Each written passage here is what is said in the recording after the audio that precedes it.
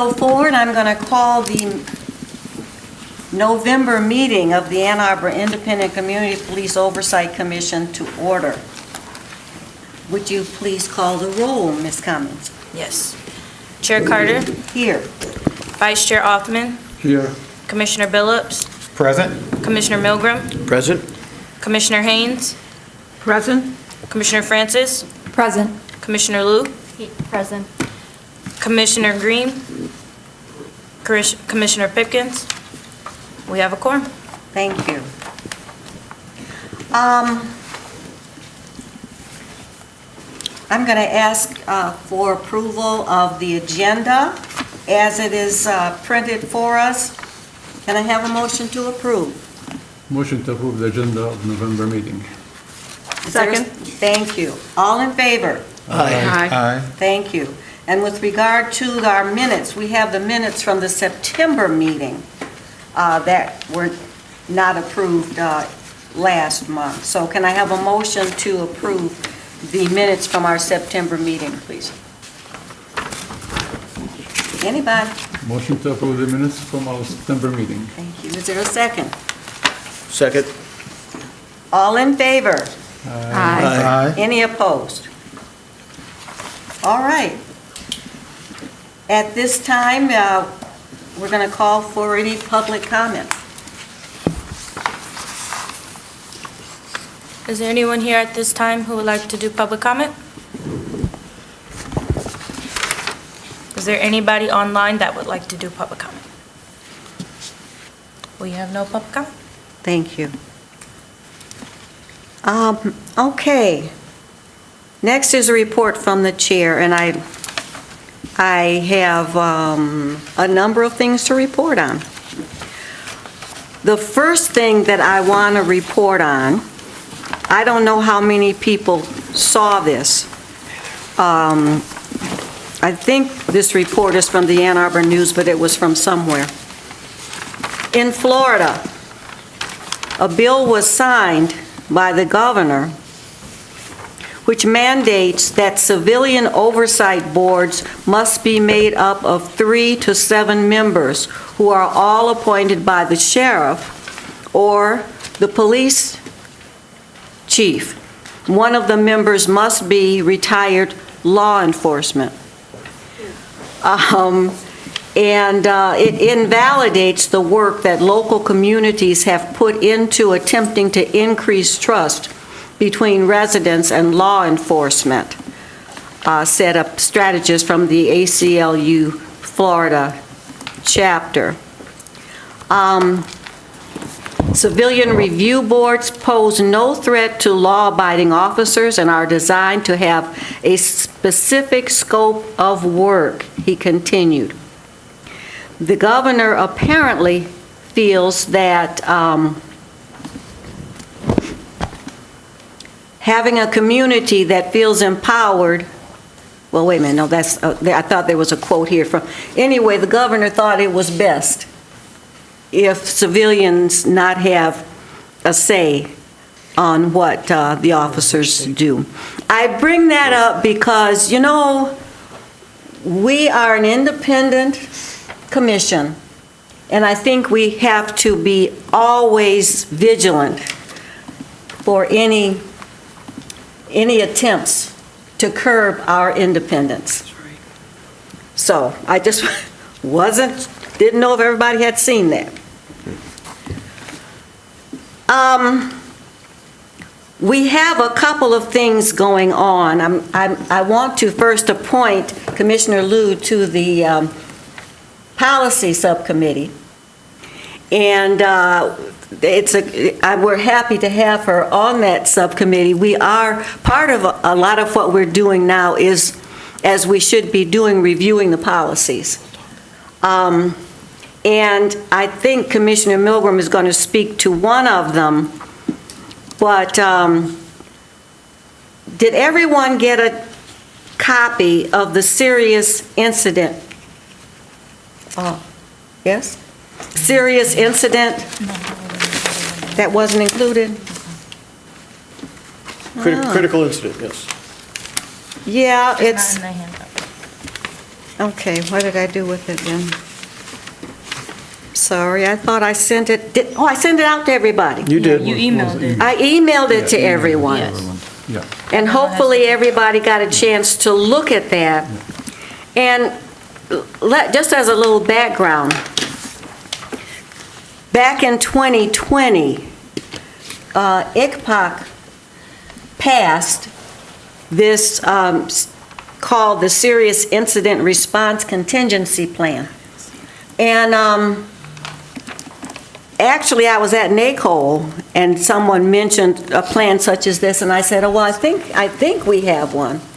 But what happened, and this apparently happens maybe more than we know, ICPOC will pass something, and it gets filed on Legistar, and that's the end of it. It's never actually put into effect. And so I wanted everybody to take a look at it and see if it was something that we still thought was worth reviving. I did send a copy to Chief Anderson. He thanked me. He didn't give me any feedback, but did everybody get a chance to look at it? Basically, as you see, it's a policy that says if something happens, if there's a shooting or any kind of serious incident, that the chair of ICPOC would be notified, and then the chair would notify within 5 days, the chair and vice chair would meet with the chief. Within 7 days, the commission will convene and hold a special meeting and inform the public of what's going on. So what do you all think? Do we need such a policy? Should we propose such a policy once again? I think we should. I have a question. You have to propose it again if it's already Do you have to propose it again if it's already in place? Like, does it die out after it's been passed? Here's the question. That's a good question, and here's the issue. ICPOC passed it. But, as you probably know from reading our ordinance, all we do is make suggestions. We have no implementation authority. Right. And so what we would have to do is get the chief to approve it and implement it as a department policy, and that has not been done. It was just like approved and filed away. So who approved it? That's what I'm trying to... ICPOC. ICPOC approved it, but it went nowhere at that point. It's my understanding, and this is just from what people have told me, that Chief Cox looked at it and thought it was a good idea. That's as far as it went. So then my next question is, in order for it to have, does it have to go through city council? That, I don't know the answer. I don't know if a policy, I don't know if a policy of the police department has to be approved by council. I'm going to ask Councilperson Harrison if she has the answer to that. It does not. Okay. So it could be implemented by the police If the department. police department decides to implement a policy, Yeah. then the chief has, yeah. So I have a question. Then what do we do to get Chief Anderson now to approve this policy and implement it? What would be our next steps? Well, I think as I say, I sent him the policy. He thanked me for it. We've had a policy meeting with him a week or so ago. I think we just have to sit down and talk to him. Yes. That's about, where we are. We're going to have an ongoing meetings with the chief on monthly basis. And any issues that we feel that we have to raise and to implement faster than, just pass it and then wait for response or so. When we have the meetings with the chief, we will address those issues and have some kind of action done in a short time. Okay, so given that, at this meeting, would it be advantageous for us as a body to say that we want the chief to look at this? Yes. And our recommendation that it is implemented? Yes, and I want to know, would you make that a motion, please? I so move. Okay. All right, so we have a motion and a second that the ICPOC Serious Incident Response Contingency Plan be approved by our commission and, okay, go ahead. Before we move to there, Okay. should we look at this before we pass it? Should we look at this to see if there's anything else that we would like to add to it before we say yes to this one and put this one forward? Or has everybody looked at it and feel that this is fine and we can move forward with it? And I should have asked that before I made the motion. Okay.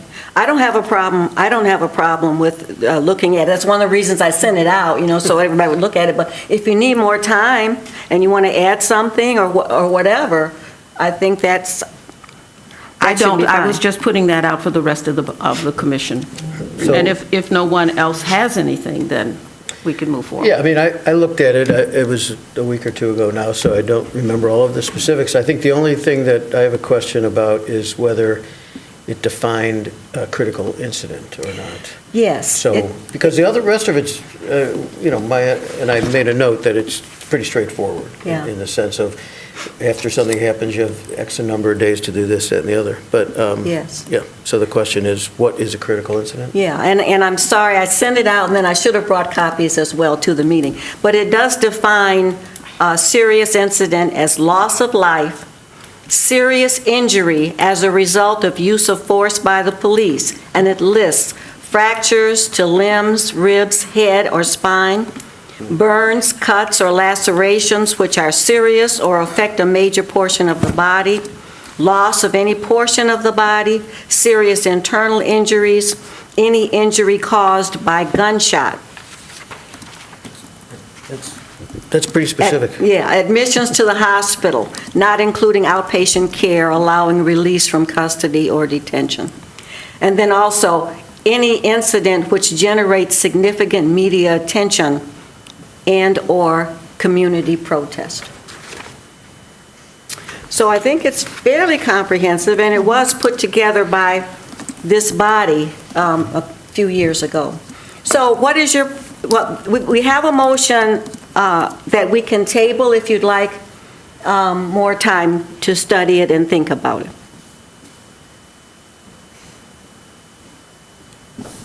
I think we should move forward. I remember when it was put together. I was on the commission then, so I think we spent a whole bunch of time presenting this to Chief Cox at that point in time, so I think we should move forward. Okay. Then we'll call the question. Do we need to repeat the motion, or just? Yes. You want me to repeat it? All right, the motion is to approve and adopt the ICPOC Serious Incident Response Contingency Plan that was initially passed by ICPOC in 2020, to approve it and pass it on to Chief Anderson with a recommendation that it be adopted. All in favor? Aye. Aye. Any opposed?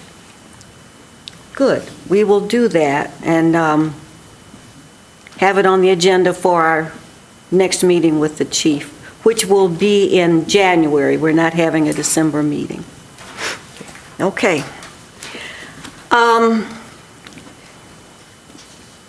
By the way, I asked Ms. Cummins when I started thinking about it, I said, I think we have this policy, and she's looked it up on Legistar. What I'd like you to please think about, and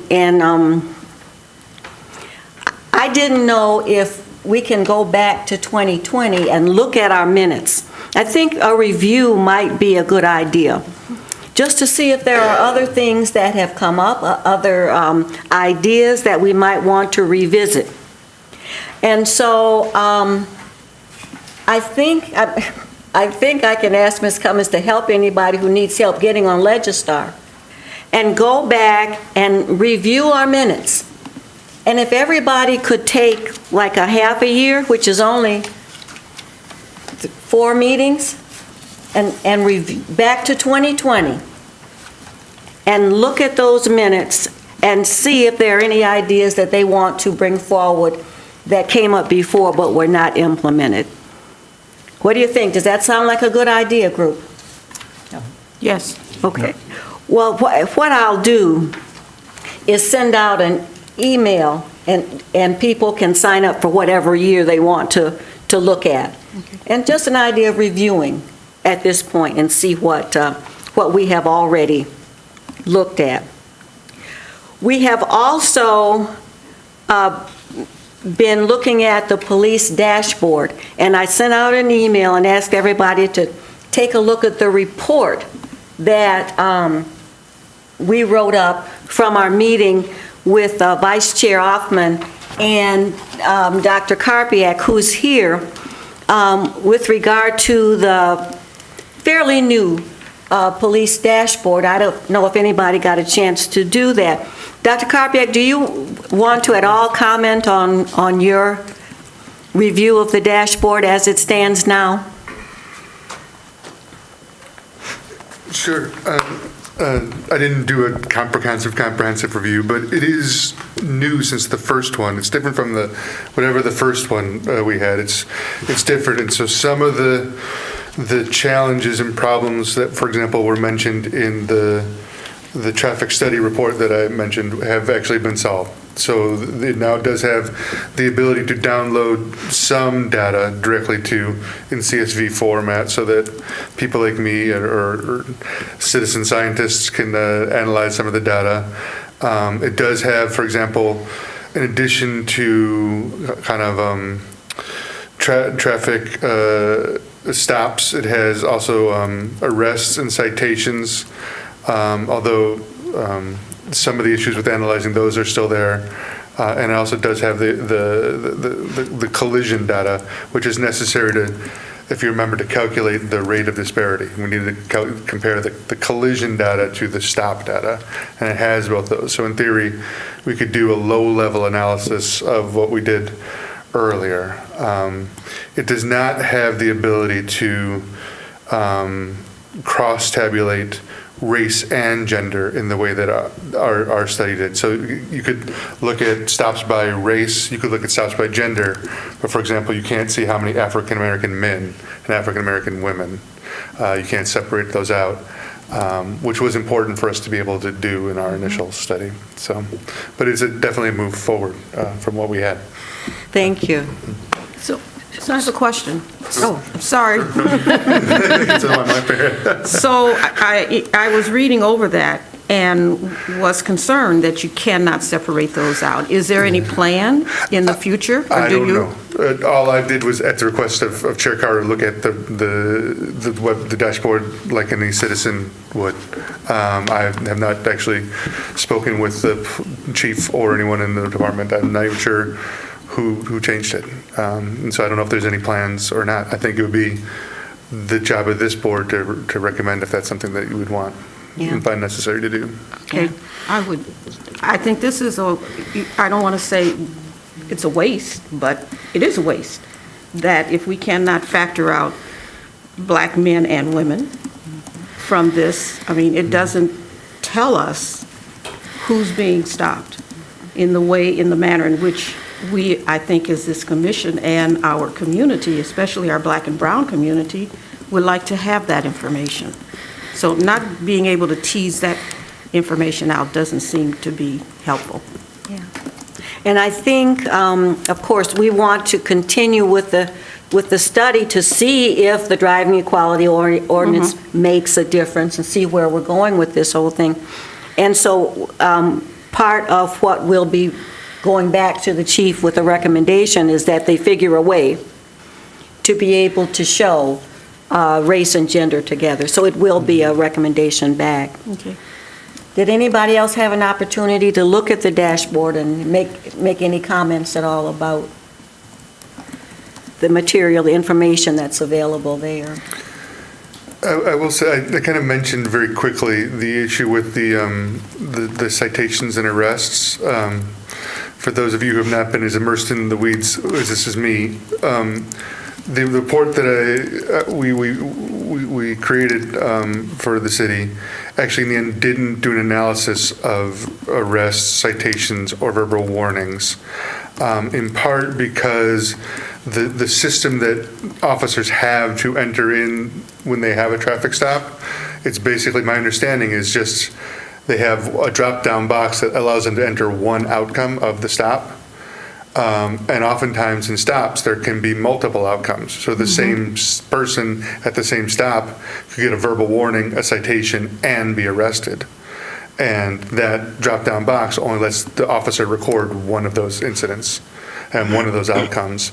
And so at the best, it's not reporting those other two outcomes.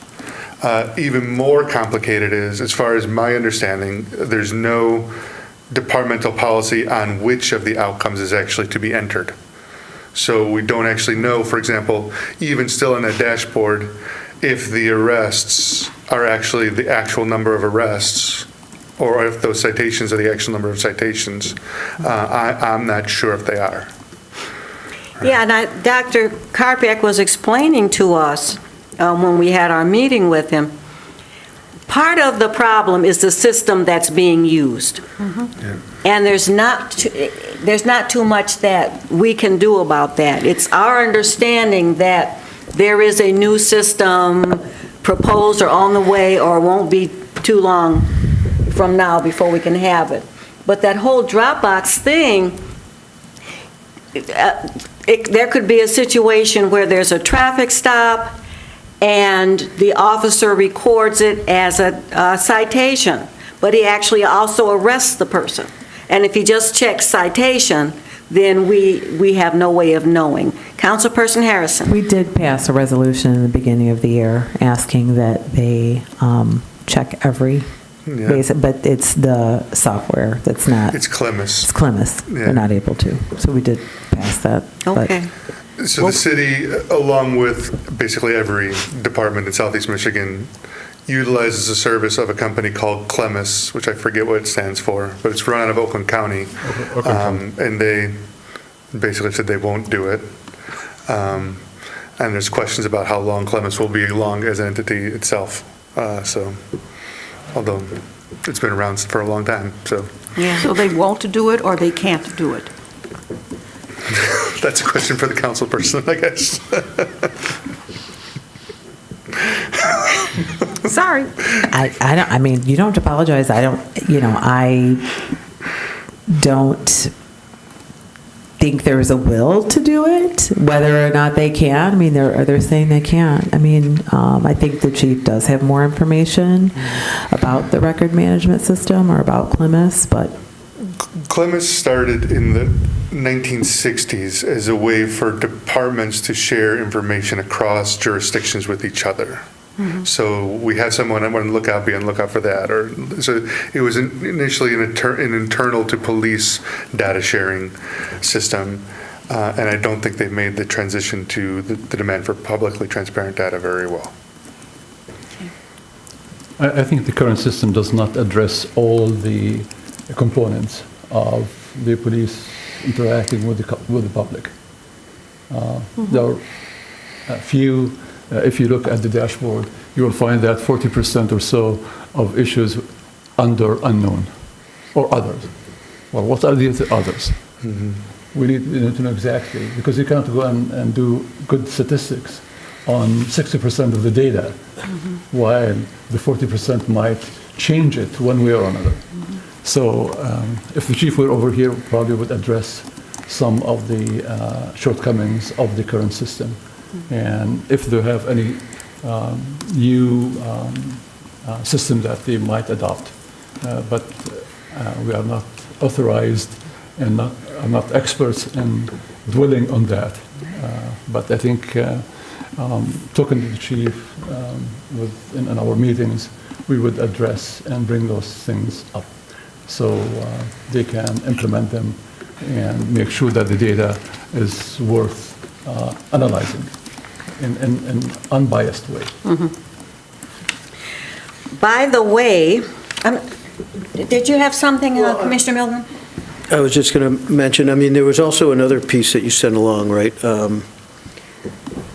it was a comparison nationally? No? Kennedy, did you send another piece that showed nationally what kind of data other police departments were Yes. obtaining? And so it seemed to be, it's sort of like everybody has a problem with having a software program that doesn't do what they want it to do. And so the question is, with all these tremendous software programs in every other industry, what gives in this industry, right? That's a great question. I don't have a lot of answers. It is criminal justice data is whether it be in policing or in corrections is notoriously complicated and incomplete in the United States. I think it was maybe 2 years ago, the Lieutenant Governor co-authored a report where that basically we don't know how many juveniles are in detention at any time. Like, we just don't know because we don't have the count. And we could guesstimate, right? But that's about it. So the standard, the improvement and the standardification and the better transmission of criminal justice data is something that a lot of people are working on. There are even kind of different kinds of community and activist groups in the region working to kind of get police departments, especially, to work together on some of these things. Part of the challenge is that our policing system is so federalized. Like whatever Ann Arbor does, Pittsfield Township doesn't have to do, and let alone the sheriff's office, let alone small townships in Wayne County, and so how to get comprehensive data is tricky in that situation. There could be incentives from different kinds of areas, but yeah. Okay. Anything else on the dashboard? We are going to be sending a memo to Chief Anderson along the lines of the report that I sent out to everybody.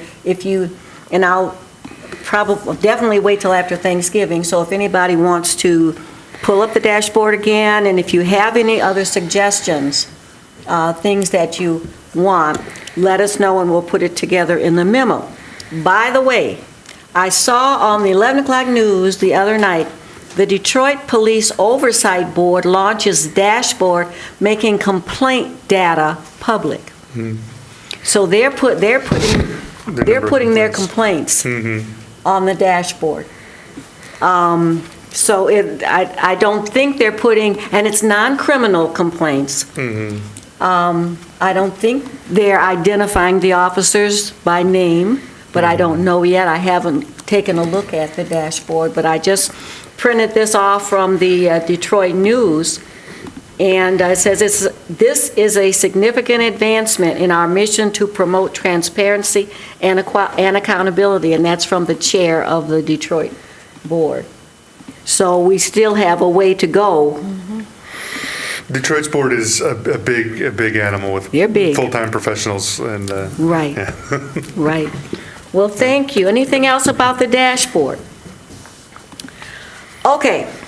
One of the other policies that we're working on is the redaction policy. We met with the chief, and I know that Commissioner Milgram is going to be talking about this in his report, but I just wanted to start off by saying why this is important. I have a view that probably, from what I understand and talking to people, everybody else doesn't agree with me. I believe that ICPOC should have more information than what is allowed under the Freedom of Information Act. Now, the Michigan Freedom of Information Act starts off like this. It says, "It is the public policy of this state that all persons, except those incarcerated, are entitled to full and complete information regarding the affairs of government and the official acts of those who represent them. Well, that's what's available to the public. We aren't the public. We have been authorized by the city council to review the actions of the police department. And so I have advocated, probably to nobody, that we have more access as opposed to less access to whatever records. I just want to show you all, this is what we got, and this is under the old policy. So how are we supposed to know what's going on, who said what, if this is what we're getting? So we've been assured this will no longer occur, but we're in the process of looking at exactly what things should be redacted. And I don't want to preempt your report, and so you can do it now, or I can go on to one more thing and we'll come to you later. Which do you want to do? I serve at the pleasure of the chair. Okay, all right. I've just got one more thing, and then we'll come back to the redaction policy. And the one more thing is my report from NACOL. You know, I always like to let you all know what's going on. And I do encourage everyone. By the way, NACOL has a webinar, I think it's the 10th of December, on use of force or shootings or something like that. And it's in the middle of the day, but if you can possibly, does everybody get all of the emails from NACOL? I do. Yeah. So there's a webinar that is coming out, I think it's December 10th, if I'm not mistaken. Sign up for it, and you can contact Ms. Cummins, and she will sign you up for it. And this is the kind of education that we're supposed to be doing. So I encourage everybody to do that. Just a couple of things. I thought it was interesting that COPA, which is the Chicago Office of Police Accountability, they have their $1.5 million budget and 150 employees.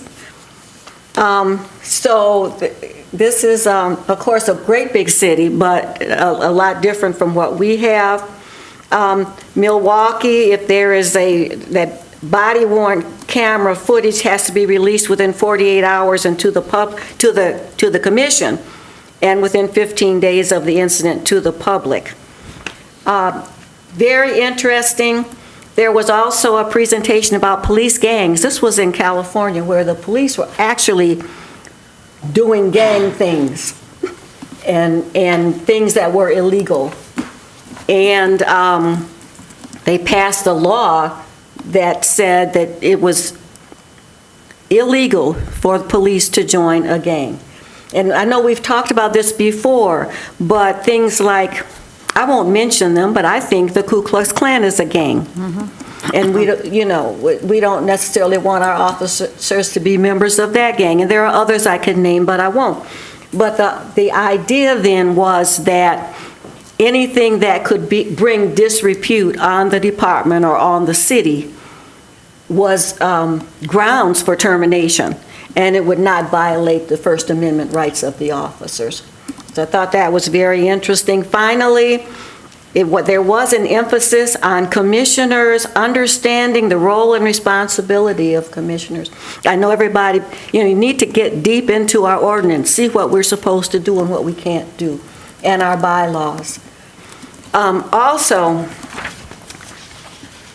the ordinance says that if a commissioner misses 3 meetings, that I shall, and I look at that shall, pass that name on to the mayor. When I looked at that, I said, well, I know things come up, and under the ordinance, we had 6 meetings a year. So that if you missed 3, that was half the meetings. Now we have 9. So I sort of said, well, that makes a little bit of difference. at least to me, but I'm faced with that shall. So I just encourage, people look at that. Our minutes are public. So I just want to let everybody know that that is a responsibility that we have to take seriously. I'm just curious, is it unexcused? I mean, or is it just? I think it just says absences, It's absences, and it's within a 12-month period. within 12 months. So it's not the calendar year. It's within a 12-month period. So do we all have a copy of the ordinance? Is it in the white books? The ordinance and the bylaws, I think, are there in the white books. Yeah, okay. Is there any possibility that whatever is constraining us from not being able to zoom into a meeting, being undone? Because, I'm not going to be gone as long this year, but last year, I was in Right. Florida for the whole winter, and I missed all 3 meetings. You knew ahead of time, and I said I should probably just resign. We don't want because you to do that. Okay, but, my point is, I was an excused absence. I Yeah. wanted to zoom in, but I couldn't even do that.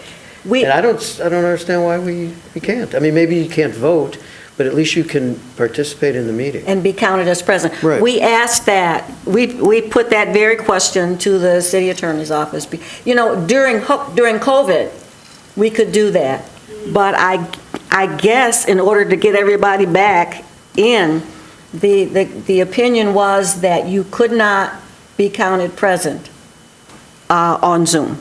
And I've attended, a couple years ago, I just attended the meeting to see what was going on, but I was not counted as present. So. Is that under the act or under something that It's part of says the that? Open Meetings Open Act, as I Meeting Act. understand it. Okay? Any other questions or comments about anything, any of the many things that I have brought up during my report today? I have more so of a comment back to what you were saying at the NACOL and the training.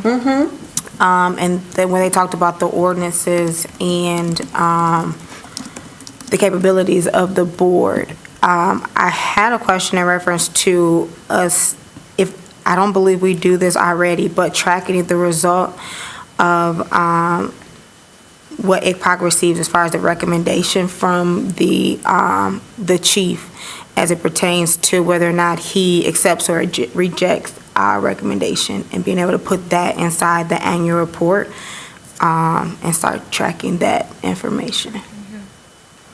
We know that's interesting because we made, in our last year's annual report, we made some recommendations.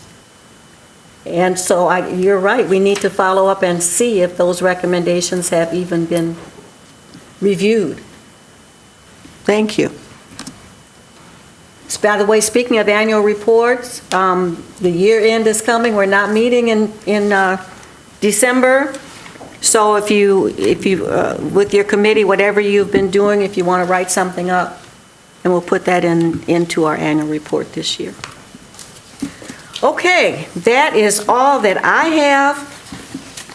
The next item on the agenda is old business. There is no old business. We know of no old business. If anybody knows of old business that they want to bring up, this is the time. Okay, under new business. NACOL Code of Ethics. We have the NACOL Code of Ethics that we've had for a couple of months to look at. I really think they're pretty straightforward, and I would very much like for Ann Arbor to be among those agencies listed who have adopted the NACOL Code of Ethics. Has everybody had a chance to look at them? Yeah. Any comments?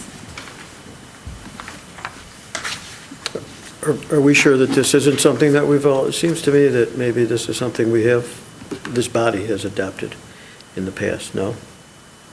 I don't think so. Okay. We've had, Is this a new, this a new set of? It's not, no, it's not a new code. No. But you have had it on the agenda for a couple months, maybe that's why it's familiar. Okay? I'm with Brandy. I thought when we first started that this was something that we were given in the beginning and that this is what we were told, this is what this commissioner went by, but maybe not. Maybe I misunderstood as well. And you may have seen it, but I don't think it was actually adopted. Adopted back then, 2 years ago. Yeah, Okay. it's been around. And it may, I don't know if it's in your white book or not, I'm not sure. It is in the white book. Okay. Any other comments? Would anyone like to move that the Ann Arbor Independent Community Police Oversight Commission formally adopt the National Association of Civilian Oversight Law Enforcement Code of Ethics? I so move. Thank you. Second. Thank you. Any other comments, any other discussion? Then I'll ask all those in favor, please say aye. Aye. Any opposed? Thank you. It is adopted, and I'm going to ask Ms. Cummins to notify NACO that we have, in fact, adopted the Code of Ethics. Thank you. Any other discussion from either Councilperson Harrison or Commissioner Pipkin, who also were able to attend the conference in Tucson this year?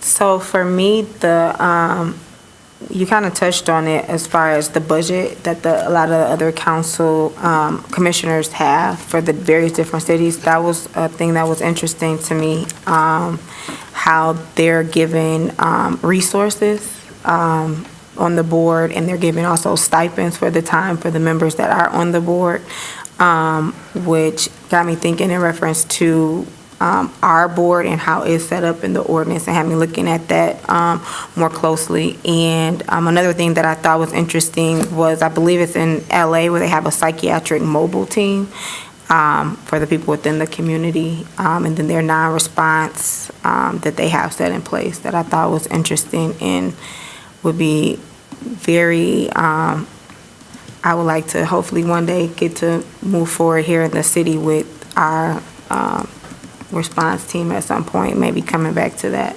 hopefully. Okay. To the unarmed response or specifically, yeah, okay. Okay. Well, we are still there. We're still working on it. It's a heavy lift, and it's very nuanced. And our city administrator just did return from in North Carolina. We went to visit Hart and see it in practice. So there are discussions happening. We haven't strayed away. Yeah, so we're still there in reference to unarmed, civilian response, I'll say. And Councilmember, can I ask about funding? I know two RFPs went out, and we don't have anybody to, we don't have a vendor. But I did read something in the Observer, it's just a, sort of a headline, that 40% of. So the mental health and public safety millage that passed just a couple weeks ago, for those jurisdictions that have their own police department, we get a rebate. And so what we passed at City Council a few meetings ago, that the split that we receive, like basically there's a three-way split, and we voted that, so the three-way split previously was 40-40-20, and 40% of the rebate that we received went to the Ann Arbor Housing Commission, 40% went to basically sustainability, and 20% went to like safety and sidewalks, essentially, and bike lanes and things. So we the OSI, their split, the 40%, we voted for that to go towards unarmed crisis response. So yes, 40% of the split that we get, or the rebate that we get, will go towards the development of our unarmed crisis response. I mean, it will likely be seed money because it's about $1.2 million. Our rebate is about $1.2 million.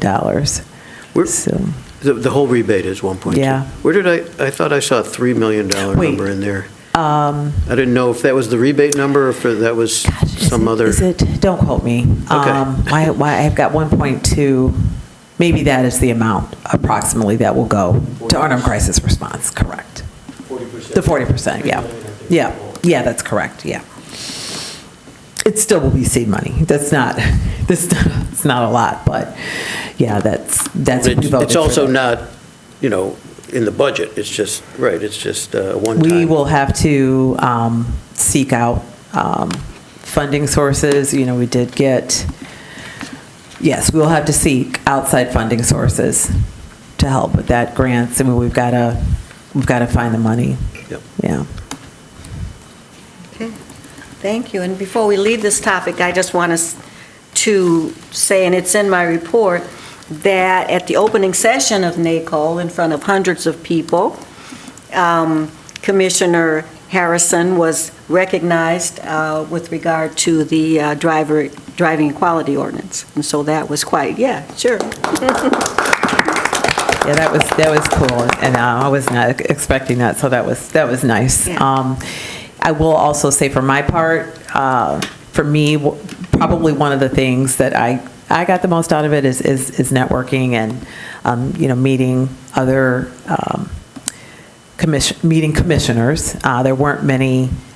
I don't think there was. I didn't meet another council person there. I'm sure there may have been. One thing I did learn, which was really exciting, was that the East Lansing Oversight Commission, while we were there, passed their driving equality ordinance. I don't have the number right here in front of me, but so that was really, that actually happened while we were there. That was cool. It was exciting, which was modeled after our driving equality ordinance. So yeah, that was cool. Thank you. So I can't encourage you enough. I don't know where the conference is going to be next fall. Is it Milwaukee? So it's closer. Drivable. Yeah. Drivable. Well, we'll pay for a ticket. You can just drive I around. encourage you to go. It's well worth it, well worth your time. Okay. Next, we want to look at our calendar for 2025. We have not adopted that yet. Do we have it? Approved. Oh, here it I think is. we have the revised commission candidate interview question before that. I'm sorry, I skipped over something. Next is the revised candidate interviews. We've had the same interview questions. Probably everybody sitting here had the same interview questions. They've been around for a few years. And I'm going to ask Vice Chair Hoffman to talk about them. Yeah, this is just a tribute to our late Commissioner Jude Walton, who really was instrumental in putting together those questions that were quite encompassing all what we want from a commissioner. With time, I think things change. I'm not saying that we are going to change all the questions, but some questions now with the adoption of the Code of Ethics, NACOL Code of Ethics, maybe there will be a question about that in addition to the 13 principles of NACOL. We have many more of subcommittees that were not part of the questions. There are some questions that might be a little bit change a little bit to address more of where we are now versus from the beginning. So I think since we don't have any meeting in December, hopefully in our meeting in January, we can come up with a list of questions.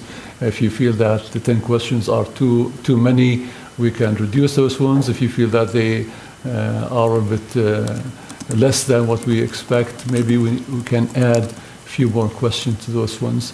And since many of the commissioners went through the process of interview and the questions, probably you might have your own vision about the wordings of some of those questions. So I would encourage all of us to look at those questions. Ms. Cummings will send a list of those questions to all of us and see if we can get some of those revised and adopt them in our January or maybe February meeting. Good, thank you. So everybody give some thought. Can we also look at the possibility of just clarifying again the procedure for how a person becomes comes on the commission, besides just the questions, like who does the interview, or I know that the procedure is that after a name is presented, it's presented to city council, and the person is voted for. But the procedure before that, I'm not clear on anymore as to how, when a person applies, what's the status after that? Because what I get is this person is coming on the commission, and I don't know what the other steps are. So I would like to revisit what those other steps are so that there's clarity there. And thank you for that. Now, do you have, the procedure has been, and believe it or not, we don't have a rash of applications. And when we get an application and we review the application, at this time, Vice Chair Hoffman and myself are doing the review, and we set up an interview. And after the interview, if both of us are satisfied, then we pass it on to our council liaisons. Now, if there's something that the commission feels needs to be added to that process, I'm certainly open. I mean, do you think we need a vote of the commissioners? I have a question. Is that new? No. Or is that, because I think when I came on, I was interviewed by the vice, the chair, but then also other commissioners were part of the interview process as well. So I didn't know if that was just something new just now, or is that the procedure as far as the vice chair, the chair, and then the other commissioners? I think there might have been 3 commissioners all told. I think Because I think you were on the call, Right. and Mohammed was, and then I remember meeting with Francis and Lisa. So it was, and they, at that time, I think they were like Was the it 4? chair and Yeah. vice chair or something. Yeah. We used to be 4 at the beginning, and then with time, Lisa had term ended, and Francis resigned. I'm sorry, there used to be 4, what? 4 commissioners would interview, Oh, including okay. In addition even at to the the time vice when chair. Lady Judy was still alive. She was one of the interviewers of the new commission. And the notion that, as the chair said, that we don't have really a pile of candidates who are applying. We, at one point we announced to the public that anyone who is interested in serving on this commission, please apply, or sometimes recommendations from either the commissioners themselves, the council, and anyone will be given the chance to be interviewed and move forward. I would see that maybe after the interview, we can present the interview, the candidate to the commission over here, and say, this commission, we interview this commission, we feel that this commissioner, the candidate could be a good addition to our commission, and then move that towards the city council, the liaisons and city council to approve the candidates. My only issue, and by the way, when we did committees, and I I said that this committee was going to be, made up, nobody else indicated they wanted to be on the Personnel Committee. So we're, perfectly happy to have more people on there. The problem that I would have with bringing the name to the commission before approval is that makes something public and their name, we don't want anyone to be embarrassed by being their name, putting in their name out there and then not being approved. I talk to people, and that's part of, if you read what our charge is, we're supposed to be trying to recruit people to serve on the commission. And I put it in the church bulletin, any place where you think there might be someone who's been interested. And by the way,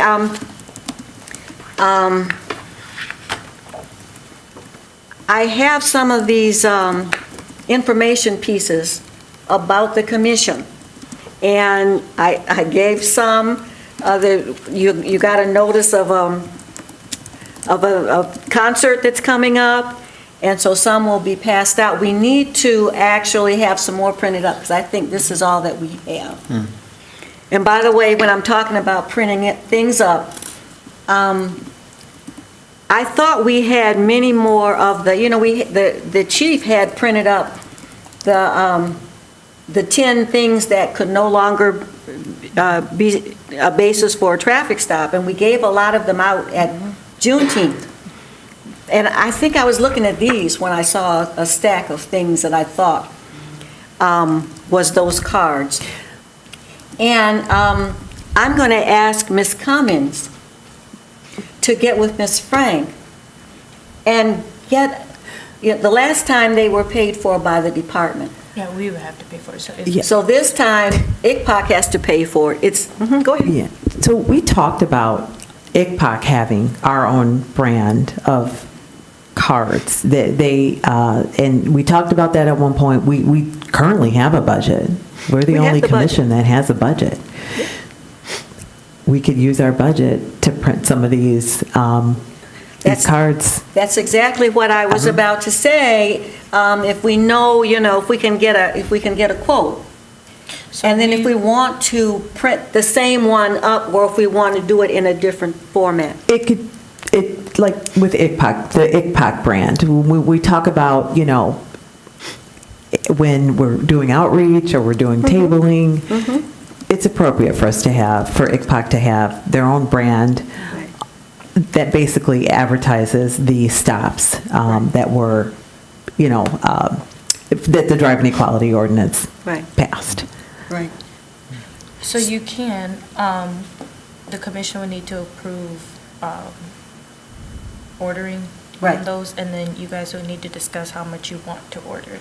Well, and that's why I think before we get to that we need to know what the cost is for a certain number of cards being printed up. So maybe if they have information as to what the first batch was, and if we come back at our next meeting and have some ideas of how we want to move forward, and then we can go ahead and authorize the printing. So you want me to ask Marianne for the cost of the order that they placed? And of how the many it business was, cards? and yes. Mhm.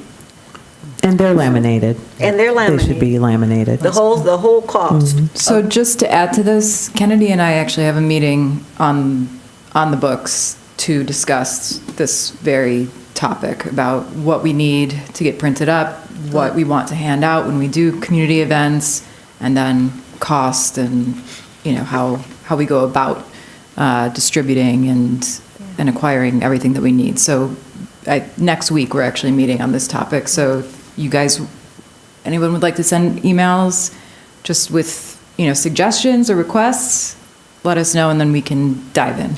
Do you have these? Do I have those? No. Here. Pass those down Thank you. to Commissioner And then, Francis.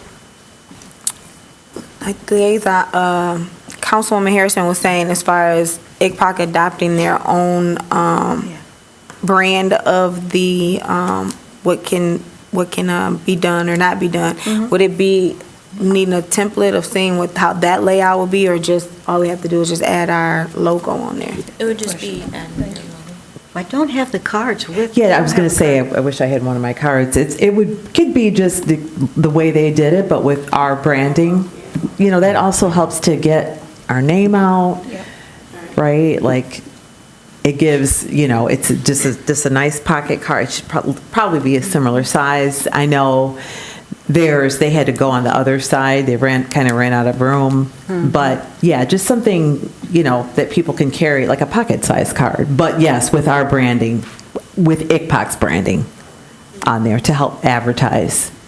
And people were ICPOC. very happy to get those cards when we were passing them out at Yeah, they went at quickly. Juneteenth. Yeah, they did. And I've asked, sorry, Chief, I've asked him several times. He gave me a few at one point, but they're a hot commodity. So we should just ICPOC should utilize their budget and We get have the their own. budget for it. Okay? And those we just set out at various tables and things. I had given some to Commissioner Haynes for a fair that they're having, but it's just nice to have that as well. Okay, very good, thank you. One more quick question. Sure. Just to confirm the current status, we have one open seat on the commission, is that correct? There is one open seat. We have approved an applicant No. and passed that along to our council liaisons. And is Councilmember Harrison going to get some company over there? Recommended. Recommended. Right, it's the liaisons that approve, and then Okay. council appoints. They're in the mayor and council, but yeah, recommended. I'm sorry, what did you say? Well, are we going to get another liaison? I take it we will, right? You're the only liaison to this committee? Will. Oh, yes, correct. Commission. The people are currently, they're making decisions of who's going to be, you know, on what committees, and we will vote on that in December. Okay. All right, then, we're going to move on. The next thing on the agenda is the calendar for 2025. Please put these on your calendars. You know, and I have to apologize. In October, I had in my mind that we meet the last Tuesday of the month. But that's not correct. The last Tuesday, so I had on my calendar that was the last Tuesday, and it was the fourth Tuesday. And the fourth Tuesday, I had planned to be out of town. So that's why I was not at so I was not at the October meeting. So, you know, write it down when you get I bought my 2025 calendar the other day, and put these in. It's important that we all attend. So, there's the recommendation observances that they all have to review with the calendar. I'm sorry, say that again? There's a recommended observance calendar that you all have, this handout right here. So that shows you the 2025 observances that the city has. The only holiday that interferes with the commission meeting is the recommended holiday. I'm sorry, I say that one more time. It is I don't know how to pronounce it, and I don't want to be disrespectful by pronouncing it wrong, but it is a Jewish holiday that is between September 22nd through September. Rosh Hashanah? Yes, through September Rosh Hashanah. 24th. And our commission meeting would be on September 23rd. So personally, I don't think that we should have a meeting during our religious holiday period. What does anybody else think? Yes, I agree. So then the option is the commission could meet before or after. Is there another Tuesday in September? Let me see.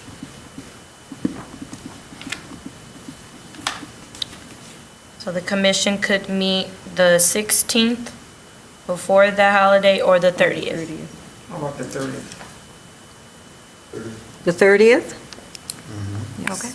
So it has been decided that the commission will meet on September 30th, 2025 for their September commission meeting. Very good. And that was the only holiday. We have to make a motion Yeah. to... Would you like to make a motion to I would like approve to the... make a motion for our 2025 meetings as stated, as corrected. Is there a second? Second? Any discussion? All in favor? Aye. Any opposed? All right, that carries for the 2025 calendar. We're on to report from committees. Policy Committee. So you had asked for each of us to give a report, sort of an annualized summary today, right? Sure, yes.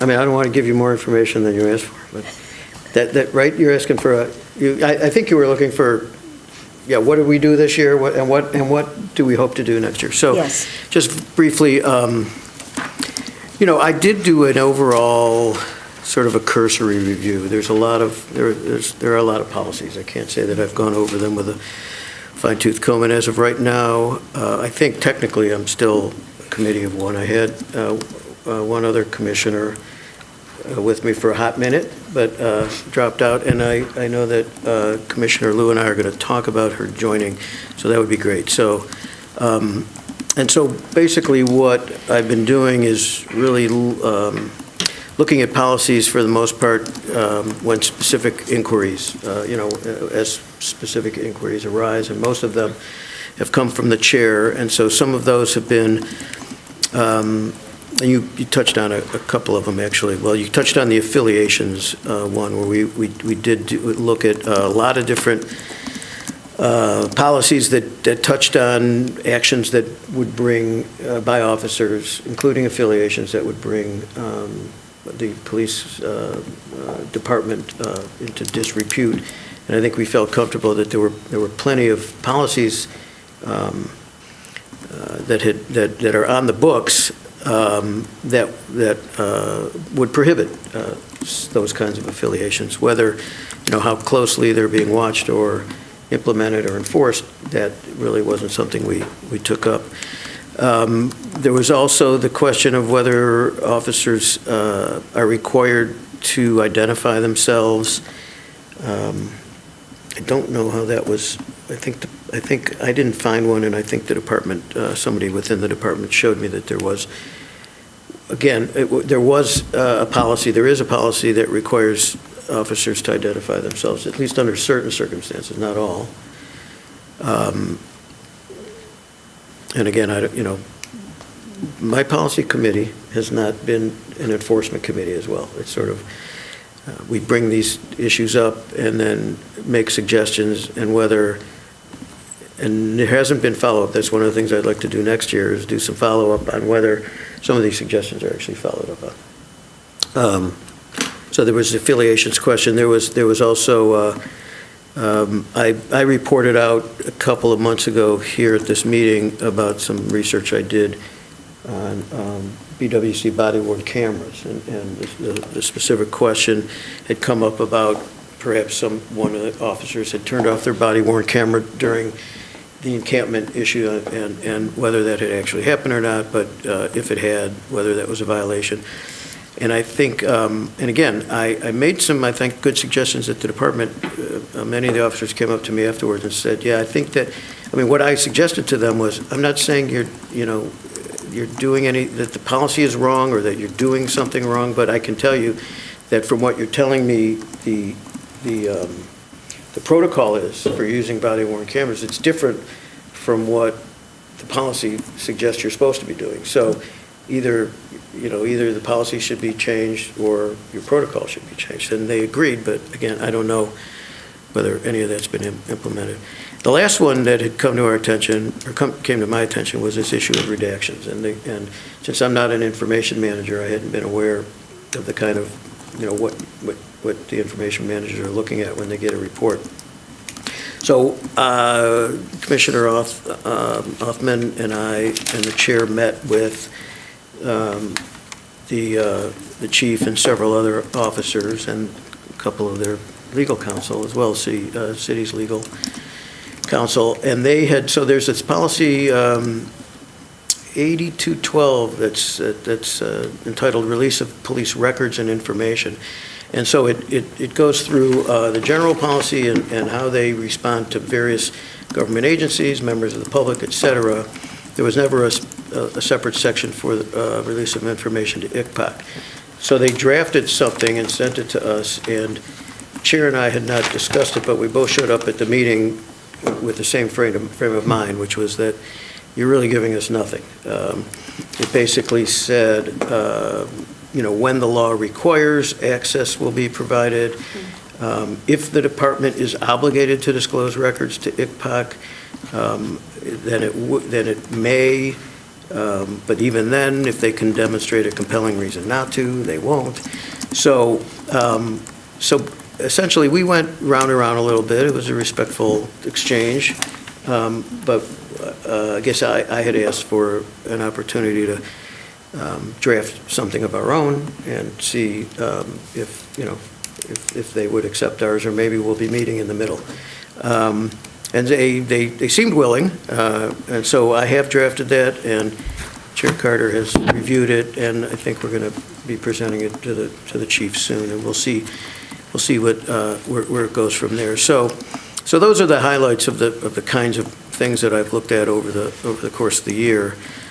Going forward, hopefully with the help of at least one other commissioner, we can do a more thorough review of the current policies in place.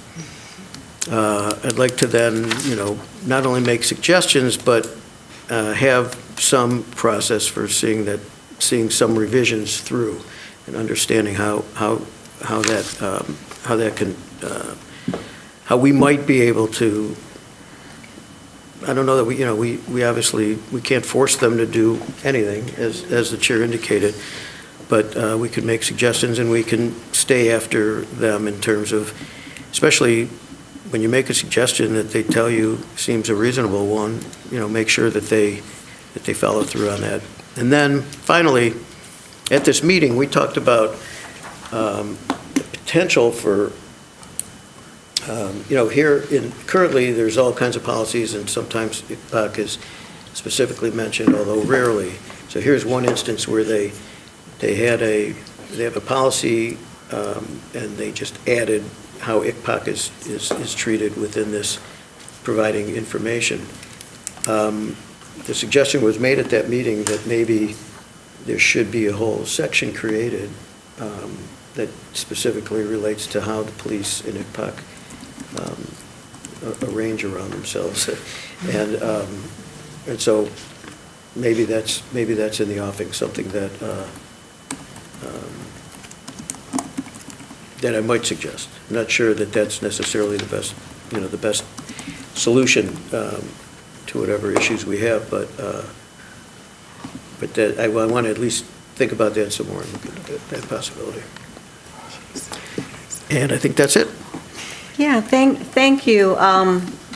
We did suggest that there be a separate section, although right now there are not that many specific policies that deal with ICPOC, so maybe at some point we would pull those policies out into a separate section. What is the pleasure of the commissioners? When we sit down and we deal with a policy and rewrite it, do you believe that we need to approve these as a commission and have them, for instance, the one that we have been working on with regard to the redaction and the information that should be provided to ICPOC. We've been working on it, Commissioner Milgram and myself and Vice Chair. I think it would be a good idea if the commission sees, when we come up with a policy and we think this is what the department ought to do, I would like to send it out to everyone, and you all take a look at it.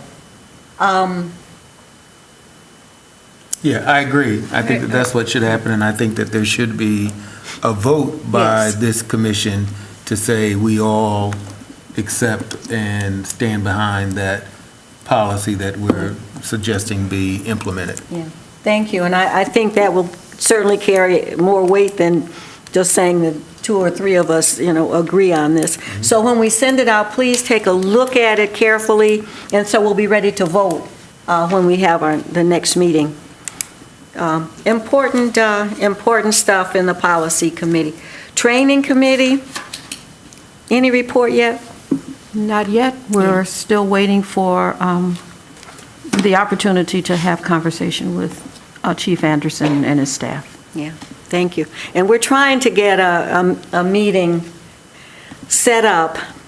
By the way, when we set up this meeting, a monthly meeting, we'll let the commission know, and if anybody is free to come, come to the meeting. None of the meetings are private. But the training, I got an email that said, we're working on putting something together for ICPOC, but we had demonstrations on campus, and then we had a presidential election, and so, And the football game. and football game, so there's a lot going on, but hopefully things have settled down enough so that they'll get to us. In terms of our training as commissioners and also our review of the training that the officers are receiving. Thank you. Outreach Committee. Commissioner. Yep, so this past year, we went through a few changes in committee members. I am now the committee. So really a lot of unanimous decisions happening over here. So, I guess the big thing we did this past year was our Meet the Chief public forum, which I think went quite well. We got some good feedback. We had nice attendance. Obviously, that's sort of a unique situation. We won't ideally be doing that every year. So, moving forward and looking towards this upcoming year, I definitely propose that we do another public forum, a public meeting of sorts at the library as we have been. It's on the bus line. I think people enjoy heading out there.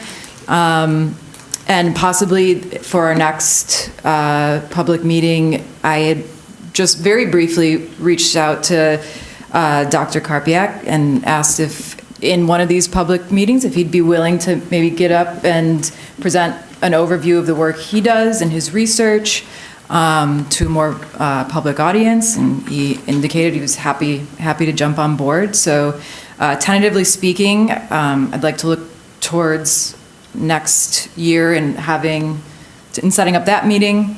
I also have been sort of moving forward with I'm calling it my multimedia approach to outreach. So thank you for these, by the way. And I'm meeting with Kennedy next week to discuss more tangible handouts that we can provide to different centers and organizations and, buildings throughout Ann Arbor to advertise, especially to folks who might not have access to technology. So, and also just to hand out during more public forums.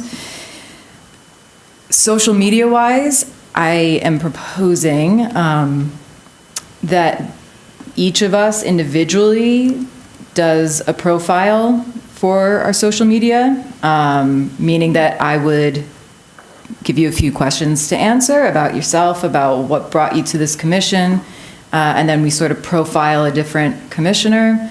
Again, this is for people to get to know each of us individually, to kind of break down some walls possibly between us and the community.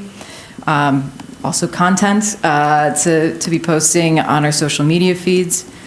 I've also reached out to Michigan Public Radio to set up possibly doing a profile of the commission or an interview possibly with you, Chair Carter, and if you're willing and ready, we're still in talks, but I think that's another great way to get the word out and, just have a nice conversation about what it is that we do. And lastly, what I'd like to do ideally, and it would be nice, I've been thinking a lot about outreach, what that means, what our responsibility is, what, I see outreach as, so, I welcome feedback, but I was thinking about just this past election and how it's very, very clear that there's a lot of miscommunication. There's a lot of people who are thinking that they understand how things are and then realizing, I was tremendously uninformed, realizing that there's a lot that we don't know about each other, a lot that we don't know about other people's situations and experiences. And even with best of intentions, we might be assuming a little bit more than we should.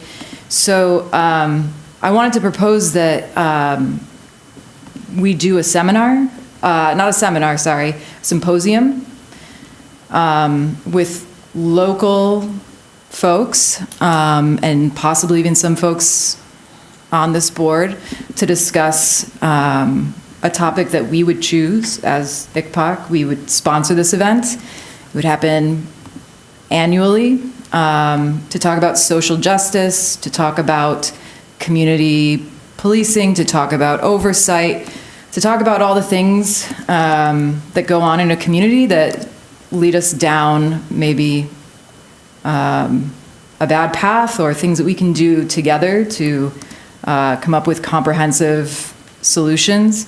I guess as I'm thinking about it, there's advertising what we do, and then there's also the mission of communicating and building bridges and promoting conversation. And I think there's a lot of things happening in our community and society at large that can really make people angry, and we don't fully understand all the forces behind these instances. And I just think, starting with us, we have a board full of people who are social activists and social workers and lawyers and community members of all sorts, educators. And I think getting a diverse group together to discuss big topics in a public setting would be really powerful. And I think, again, we are budgeted. Mm-hmm. If we could put some of the budget towards, renting a room, bringing in some refreshments, gathering 5 people, each to give maybe an individual comment statement, and then have a discussion on a topic or topics of our choosing, and then bring in community feedback as well from attendees who want to ask a question. I thought that would be kind of a special way for us to connect with the community, to get community members connecting with each other, to help us understand each other and the different institutions that are coming together to try to make our community work. Mm-hmm. And one step further, I would like to, if we can get this off the ground and have this be a more annual thing, I'd like to name it after Jude, because one of the things I admired the most about her was when bad things happened to her, she took action to make things better for others. And just did so in a very heart-driven way, but also took the time to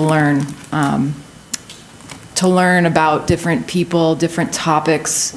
I had the benefit of going through her books after she was killed, and there were more books on that shelf about a variety of topics that I don't even think I've ever thought about, and she had read about. And I think it would, one, be a tremendous way to promote her legacy, and also just promote what she really stood for, which was learning about each other, having compassion and empathy, but also, taking action, being pragmatic, and doing something about it. So that's what I'm proposing, and I can write something up more officially. In my mind's eye, I see this for April, which I think is an appropriate time. And, we're kind of coming out of the winter at that point and gathering. So, that's where we are with outreach. I will send out more information. And if anyone has any feelings or opinions about what I've proposed, please don't hesitate to reach out. Well, hopefully, when we get our vacancy filled, we'll ask the new commissioner to join you on your committee. I think the idea of a Jude Walton Memorial Annual Memorial Seminar is just a wonderful idea.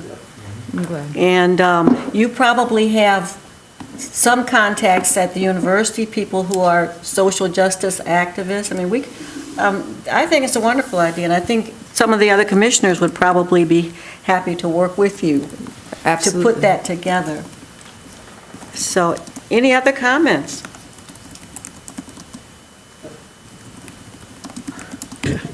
I just wanted to thank you for such a thoughtful presentation, and all your ideas were great. So thank you. I appreciate your effort. Thank you. Okay.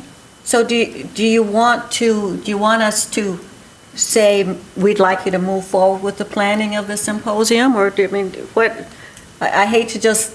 Well, I think regardless, if I'm accessing the budget, I would like to get consensus from the group, so I'm not just, not like I would, but yeah, I mean, I can write something up and then distribute it, before the next meeting in the new year. You guys can take a look, add anything, and, do something more official if you'd like.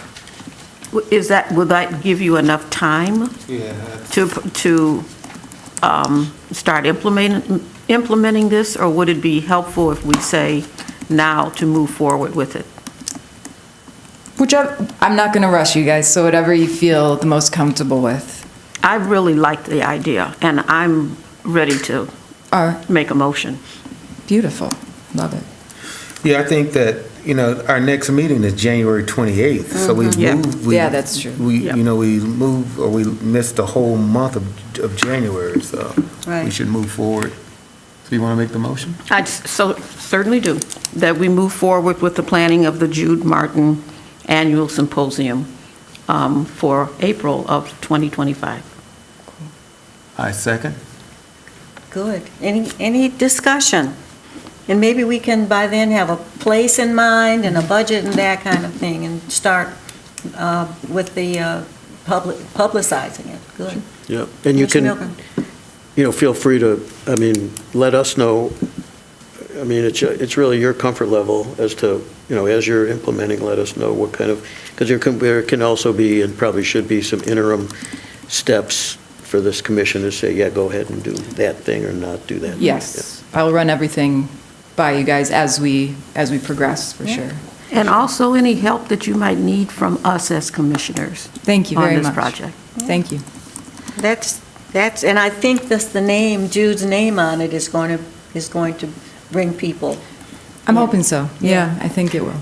So it has been moved and seconded that we ask the outreach committee to move forward with planning the first annual Jude Walton Symposium or Social Justice Symposium? Social Justice Symposium. I think. Okay, so that, did we just name it? Yeah, I think it's good. So it's the first annual Jude Walton Memorial Social Justice Symposium. Those are two. Sorry? The inaugural. The inaugural. Oh, Inaugural. This is the first, the inaugural, yeah. Yep. Okay. But Yeah. but the name of the symposium will carry on to the second and third and whatever, we're Correct. hoping. Yeah, let's test run that for now, and if we get feedback after the first one, We'll see. we'll shorten it. All right, any further discussion? All in favor? Aye. Any opposed? The motion passes, and we thank you, Commissioner, for your hard work on this, and we are all ready to help you on that. Just let us know what you need. Thank you. I appreciate you guys listening and jumping on with me. Thank you. Information managers. Information managers, I did assign the cases or the complaints to the commissioners, and I did follow up with the phone calls to the commissioners. Please try to do that within 2 weeks. We need to have that done. There are about 16 or so of the complaints that we have material on, except 3 that we are waiting for the body-worn cameras after they do the redaction to process those ones, but does not mean that we have to wait all that time. You can read the material that's provided, and then what you can do is, if you look at the report, there is a name of a commissioner and also the name of the chair of the subcommittee. My role over here is to review basically all the complaints, and I will sign off on your report. If there's any kind of addition or so, we can discuss the findings and your recommendations. Very good, thank you. The only thing that I would like to ask, and I don't know if I'm asking Ms. Cummins or Vice Chair, there is a way that we had talked about when we get complaints.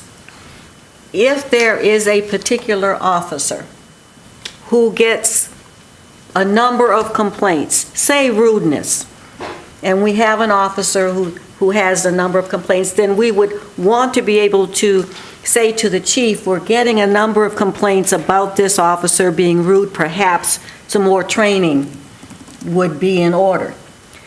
There is a way, they won't give us the names of the officers, but there is a way to, they all have a number. I'm just trying to find out, can we look at something and say Officer 105 has 5 complaints of rudeness?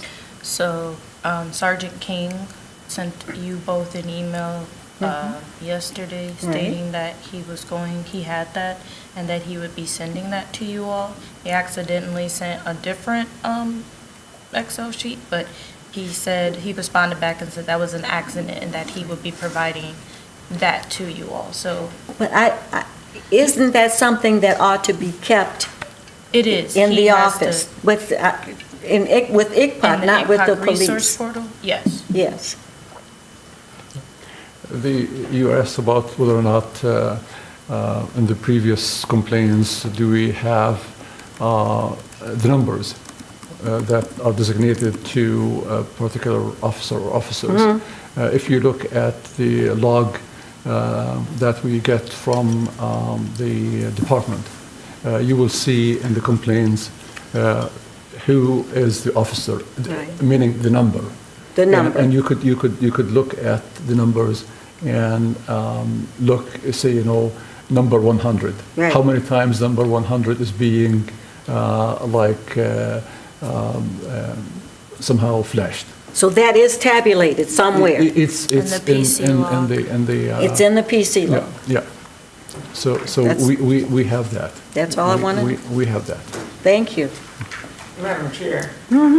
My only concern with that is if we just talk about the number of complaints, I think we have to look at the type of the complaint, because just reviewing some of these complaints, in my mind, some of them are frivolous. And even as an attorney, I can be grieved for something very minor. I was actually grieved once because I was not able to get somebody tickets to the Wolverine Ball. And she actually filed a grievance against me for that. So I think we have to be careful about looking at these complaints, weeding out the ones that are frivolous and have absolutely no merit at all. Of course, that way, when an officer does have a number of complaints, we know they're meritorious, and there might be some basis for taking some action. So, Okay. I think that's well taken. Your point is very well taken. Commissioner Green and I, and previously Commissioner Milgram, belong to a profession where people can complain about us all the time to the state bar. And if we do anything wrong, and by the way, we have to pay dues for the privilege. If we do anything, every month in the State Bar Journal, there's a list of people who have done something wrong with their name and where they practice and what they did wrong. So I guess, I don't have a problem with people being accountable, being held accountable if they do something wrong. But, okay, thank you. Thank you all. City Council update? Yeah, got a couple of announcements, but continuing on with our conversation about, outreach. I spoke with Chair Carter recently, and I asked her what happened with us not having a community event in September. Previously, ICPOC would have typically they would have one in May and then one in September.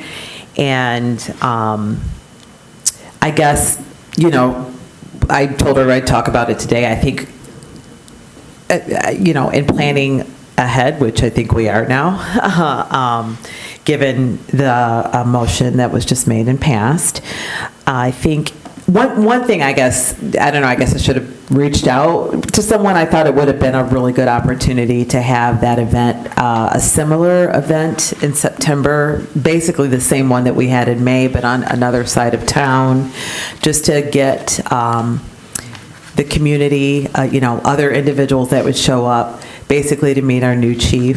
He's, still new, under a year, and obviously everybody was not able to attend the one in May. So, I don't know, time flies, and I guess I probably should have said something several months ago. I guess I was assuming that it was going to happen. So, I guess I would like to see us twice a year having a community event like we used to have. I think that I did have a few individuals ask me about it. I think the community looks forward to it. I also think it provides a really good opportunity to get our name out there. And if I think there was a time where we had more applications. I think the more that we're out in the community and we're presenting opportunities for our community members to engage with us, then we'll get more applications and we'll get more folks interested in not only joining the commission, but coming to our meetings and speaking at public comment. So it sounds like with this inaugural event, if we do that once a year and then we do another community event, we've done them previously because I was a commissioner before I was on council, and so we would have them, it would be like late May, which would allow us to have it outside. The weather was pretty decent by then to have it outside. I think most of them have been outside, the ones that we've had late May.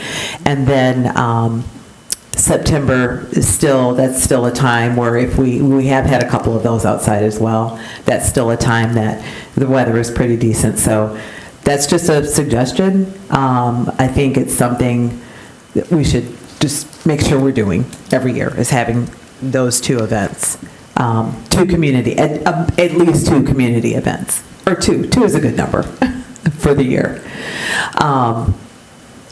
So the announcement that I had, I wanted to share that our new sheriff-elect, Alicia Dyer, is having a swearing-in ceremony, and that's going to be on December 3rd from 5:30 to 7:30 p.m. at the Washtenaw Community College Morris Lawrence Building.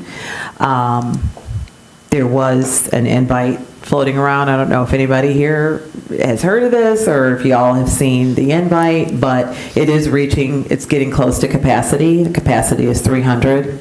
And once they reach capacity, I think they're going to have it on Zoom or a hybrid opportunity to attend. But if you are interested in seeing Michigan's first woman sheriff being sworn in, I'm just thinking, I could probably send out the link, or let me figure out how to, I don't know if you Google it and find it, but I do know it is floating around out there. What's the date again? It is December 3rd. That's a Tuesday. Actually, gosh, is that next Tuesday? Yes. Yes, that is next Tuesday. I don't know where the time is going. Gosh, I thought I had another one. There's a bicentennial, the end of the year bicentennial celebration that the city is putting on. That's on December 14th. You should be able to access that just by going to the city's website, I believe. So if you're interested, I do know it's going to be at Skyline High School and on December 14th. Thank So you. yeah, that's all I have for now. Thank you. Thanks. Just one comment with regard to the public events. My recollection is that it would be hard for us to schedule a big event in that we don't meet July and August for September. I think what we had done is had our meetings open at some place where people could come. We had them downtown, and we had them at the farm council, and we announced it, but it was our regular meeting, but we had it outside. Correct. That's what, basically open to the public Open. And And a we can different certainly- area that's We can certainly accessible. look at Yeah. that for next September. Because really what happened in May was also a meeting essentially, but it was, to introduce the chief, and I know there were refreshments, and, it was obviously more organized and more of a production than what a normal meeting would be, but. Yeah, and the same thing we had when we had Dr. Karpiak speak Correct. about the, Yeah, that was last Yeah. September. Yeah. So, yeah. Okay. Any comments or questions with regard to the council update? Any communications? Ms. Cummings? Any communication? Any communication? No? No. No, okay, we don't have any communications. So we are approaching adjournment. I want to thank everyone very much. I want to thank our officer for coming. I am always happy to see you all. And we appreciate you staying and sitting with us. Thank you. It's not on the agenda, but don't we have public comment again at the end? Nope. You just have to make a motion to end the meeting. Can I have a motion to adjourn? Motion to adjourn. Is there a second?